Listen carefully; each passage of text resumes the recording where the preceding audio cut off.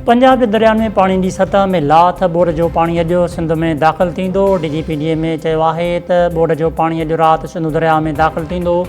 सिंध में 7 खां 8 लख क्यूसिक जो वहकिरो दाख़िल थींदो। पंजनंद वटि वहकिरनि में वाध। मथां वहकिरो 3,21,721 क्यूसिक रिकॉर्ड।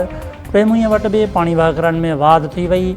पाणी वहकिरा 4,36,651 क्यूसिक रिकॉर्ड। गुडू बैराज वटि मथां वहकिरो 3,80,976 क्यूसिक ते पहुची वियो। सखर बैराज वटि बि नंढी बोड बरक़रार।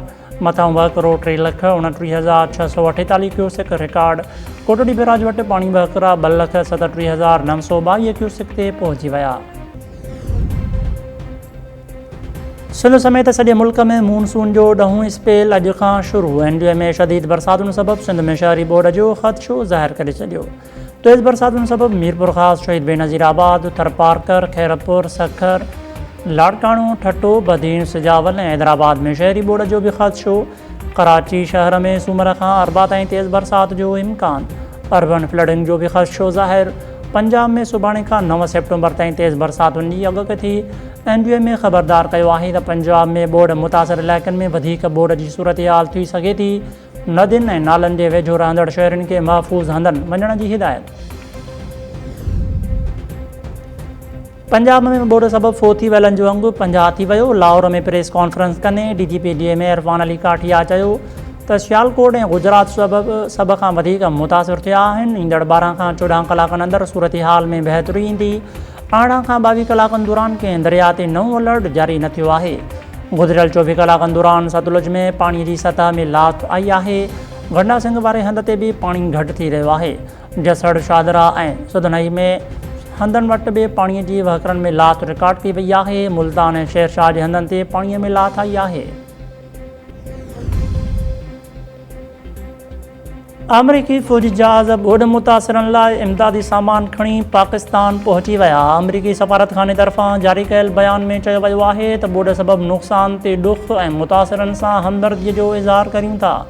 ISPR मूजिबि अमरीका जे आर्मी सेंट्रल कमांड जे ज़रिए ॿोॾि मुतासिरनि जे लाइ इमदादी सामान खणी पहिरीं उॾाम पाकिस्तान पहुती। अमरीकी नाज़िमुल उमूर ऐं कमांडर आर्मी सेंट्रल कमांड तक़रीब में शिरकत कई। अमरीकी अख़्तियारनि इमदादी सामान पाक फ़ौज जे हवाले कयो। इमदादी सामान विरहाइण जे लाइ आर्मी फ्लड रिलीफ कैंप्स में मुंतक़िल कयो वेंदो। ISPR तरफ़ां जारी कयल बयान में चयो वियो आहे त हुकूमत ऐं अवाम आज़माइश जे घड़ीअ में गॾु बीहण ते अमरीकी हुकूमत ऐं फ़ौज जा थोराइता आहिनि। इमदादी सामान खणी सुभाणे 6 जहाज़ पाकिस्तान पहुचंदा। इमदादी सामान में ख़ीमा, पाणी साफ़ करण वारा पंप, जनरेटर्स ऐं ॿियो सामान शामिल आहे। ॿिन्ही जहाननि जे सरदार हज़रत मोहम्मद मुस्तफ़ा सल्लल्लाहु अलैहि वसल्लम जी विलादत जो जशन मज़हबी जोश ऐं जज़्बे सां मल्हायो पियो वञे। सिंध समेत सॼे मुल्क में जुलूस कड़ी महफ़िलूं मुनक़द। हर तरफ़ आका जी आमद मरहबा जे नारनि जी गूंज। ईद मिलादुन्नबी जे मौक़े ते ॾींहं जी शुरूआति इस्लामाबाद में 31 ऐं सूबाई गादी वारनि शहरनि में 21 तोपुनि जी सलामी सां कई वई। कराची, हैदराबाद, सखर, लाड़काणो, शहीद बेनज़ीराबाद ऐं मीरपुर ख़ासि जे नंढनि वॾनि शहरनि में रैलियूं कढी महफ़िलूं मुनक़द। मुल्की तरक़ी ऐं ख़ुशहाली लाइ ख़ासि दुआऊं। मलीर, कशमूर, कंधकोट, जैकबाबाद, शिकारपुर, कंबर ऐं शिदातकोट में जुलूस कढिया विया। घोटकी, खैरपुर, नौशरो फिरोज़, सांगड़ ऐं नवाबशाह में जुलूस कढी महफ़िलूं मुनक़द। मटियारी, दादू, ठट्टो, सिजावल, बदीन ऐं मिठी में जुलूस कढी महफ़िलूं मुनक़द कयूं वयूं। वॾे अंग में माण्हू शरीक। हर तरफ़ मरहबा या मुस्तफ़ा, आका जी आमद मरहबा जे नारनि जी गूंज। जलूसनि ऐं महफ़िलनि जी सिक्योरिटीअ जा सख़्त इंतज़ाम। मुल्क जे दिफ़ा ऐं शहीदनि जो ॾियारो क़ौमी जोश ऐं जज़्बे सां मल्हायो पियो वञे। मुल्क ऐं क़ौम लाइ जानियुनि जा नज़राना पेश कंदड़ शहीदनि ऐं गाज़ियुनि खे भेटा पेश। इस्लामाबाद में 31, कराची, लाहौर, पेशावर ऐं क्वेटा में 21 तोपुनि जी सलामी। इस्लामाबाद में नेवल हेड क्वार्टर्स में शहीदनि जे यादगार ते पुरवकार तक़रीब। एडमिरल नवीद अशरफ शहीदनि जे यादगार ते गुल रखिया। तक़रीब में पाक बेरिया जे ऑफिसर्स ऐं शहीदनि जे ख़ानदाननि शिरकत कई। कराची में मज़ार क़ाइद ते गार्ड्स जी तब्दीली वारी तक़रीब थी। पाकिस्तान एयरफोर्स असगर ख़ान अकेडमी जे दस्ते गार्ड्स जा फ़र्ज़ संभाले वरिता। तक़रीब खे ख़िताब कंदे air vice marshal Shahryar Khan चयो त ऑपरेशन बुनियानुल मरसूस 6 सेप्टेम्बर जी यादि ताज़ा कई। ईंदड़ भेरे स्कोर 6 ॿुड़ीअ ताईं महदूद न हूंदो पर 60 ॿुड़ी हूंदो। Corps commander Karachi lieutenant general Awais Dastagir ऐं DG rangers Sindh major general Mohammad Shamrez जी बि मज़ार क़ाइद ते हाज़िरी। गुलनि जूं चादरूं चाढ़े महिमाननि जी किताब ते पंहिंजा तासुर लिखिया। मज़ार इक़बाल ते बि तक़रीब। Corps commander Lahore lieutenant general Fayyaz Hussain Shah मज़ार इक़बाल ते हाज़िरी भरे गुलनि जी चादर चाढ़ी।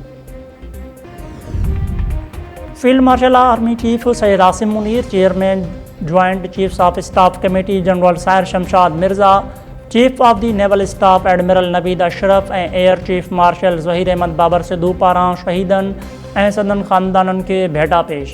ISPR तरफ़ां जारी कयल बयान में चयो वियो आहे त 6 सेप्टेंबर 1965 क़ौम जे अज़म ऐं जज़्बे जो मज़हर आहे।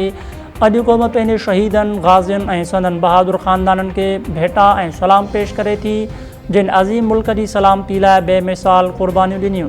परॾेही जारियत ऐं दहशतगर्दी जे ख़िलाफ़ साबित क़दम रहण सां गॾु पाक फ़ौज हमेशह क़ुदरती आफ़तुनि में अवाम जो साथ ॾिनो आहे। हथियारबंद फ़ौज ॿोड़ मुतासिरनि जी हर मुमकिन मदद कंदी। दिफ़ा ऐं शहीदनि जो ॾिहाड़ो इंतिहाई आजिज़ीअ सां मल्हाईंदी। पाकिस्तान जी हथियारबंद फ़ौज हर क़िस्म जे ख़तरनि सां मुल्क जे दिफ़ा लाइ हर वक़्तु तयारु आहे। असांजी महिनत सां हासिलु कयल अमुन खे मुतासिर करण जी कंहिं बि कोशिश जो मुंहुं तोड़ ऐं फ़ैसिलाइतो जवाबु ॾिनो वेंदो। अल्लाह ताला पाकिस्तान खे अमुन, इस्तेहकाम ऐं ताक़त अता फ़रमाए।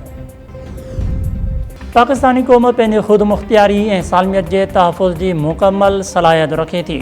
सदर आसिफ अली ज़रदारी ऐं वज़ीर आज़म शहबाज़ शरीफ़ जो दिफ़ा ऐं शहीदनि जे ॾिहाड़े ते पैगाम। सदर आसिफ अली ज़रदारी पंहिंजे पैगाम में चयो त दिफ़ा जे ॾिहाड़े ते क़ौम बहादुर हथियारबंद फ़ौज खे भेटा पेश करे थी। हिन साल 6 सेप्टेंबर मोरगाए हक़ जे सबबि ख़ासि अहमियत रखे थो। 1965 जियां हिकु भेरो ॿीहर पाक फ़ौज बेमिसाल ऐं ज़ुर्रियत जो मुज़ाहिरो करे दुश्मन खे मुंहुं तोड़ जवाबु ॾेई साबित कयो त हथियारबंद फ़ौज वतन जे दिफ़ा लाइ हर वक़्तु तयारु आहे। वज़ीर आज़म शहबाज़ शरीफ़ 6 सेप्टेंबर खे क़ौमी तारीख़ में बहादुरी, इतिहाद ऐं अज़म जी अलामत क़रार ॾींदे चयो त 60 साल अॻु पाकिस्तान जे बहादुर हथियारबंद फ़ौज दुश्मन जे नापाक इरादनि खे नाकाम बणायो। हीउ ॾींहुं क़ौमी तारीख़ में बहादुरी, इतिहाद ऐं अज़म जो ॾींहुं आहे। ऐं मलीर जे स्टील टाउन मोड़ वटि ट्रॉलर जे टकर में मोटरसाइकिल सवार 2 ॼणा फ़ौत। पुलिस ट्रॉलर ड्राइवर खे गिरफ़्तार करे वरितो। लाश इस्पताल मुंतक़िल, सुञाणप न थी सघी। सिजावल जुड़े में ट्रैक्टर ट्रॉली तां किरी 2 ॿारड़ा फ़ौत। सुञाणप 4 वरनि जी रफ़िया ऐं 6 वरनि जो इदरीस लाशारी तौर थी।